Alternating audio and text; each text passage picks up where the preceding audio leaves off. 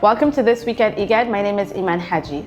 This week, IGAD's engagement reflected a continued action on diplomacy, climate resilience, public health, conservation, elections, and community cohesion across the region.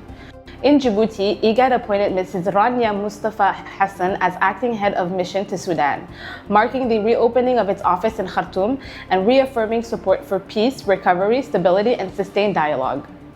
In Entebbe, IGAD, through its conflict early warning and response mechanism, held the policy consultations on integrating climate risks into national peace policies. The meeting brought together experts in climate, peace, and security to strengthen early warning systems and more climate-responsive peace building across the region. In Kirehe, delegations from IGAD member states visited Mahama refugee camp as part of a regional learning exchange on refugee management and durable solutions. The visit highlighted Rwanda's approach to refugee inclusion, self-resilience, and socioeconomic integration. In Djibouti, the ambassador of France to Djibouti, His Excellency Jérôme Bresson, met with the IGAD Executive Secretary, His Excellency Dr. Workneh Gebeyehu, to reaffirm the partnership between France and IGAD and explore stronger cooperation on peace, resilience, and sustainable development. In Nairobi, the MAP Biomas Global Network, working with the IGAD Climate Prediction and Application Center, held a regional training on land cover mapping using Google Earth Engine. The training helped strengthen scientific capacity in Earth observation and environmental monitoring. In Akendeyu, the IGAD Center for Pastoral Areas and Livestock Development handed over poultry units and beehive sheds to beneficiary farmers in the Benishangul Gumuz region under the Sustainable Ecosystem Management Project. Supported by the government of Sweden, the initiative aimed to boost incomes, food security, and community resilience. Online, IGAD convened health ministers from member states following confirmation of an Ebola virus disease outbreak. The emergency meeting focused on preparedness, cross-border surveillance, and a coordinated regional response. In Djibouti, IGAD convened a regional training on cross-border wildlife crime under the Bomba Gombela Transboundary Conservation Project, bringing together law enforcement and wildlife authorities.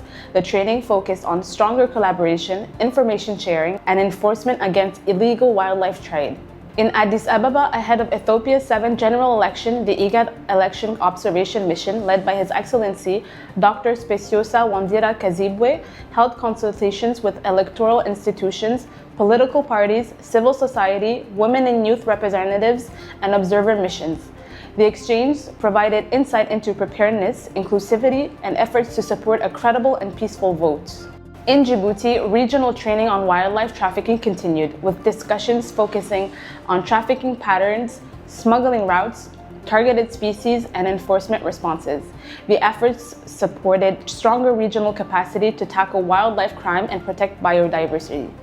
Still in Djibouti, the IGAD Deputy Executive Secretary, His Excellency Mohamed Abdiware, met Honorable Kebede Abera, Ethiopia's Deputy Head of Mission to Djibouti. Their discussions covered regional peace and security, migration along the Red Sea corridor, Ethiopia's elections, and preparations for the upcoming IGAD Committee of Ambassadors meeting.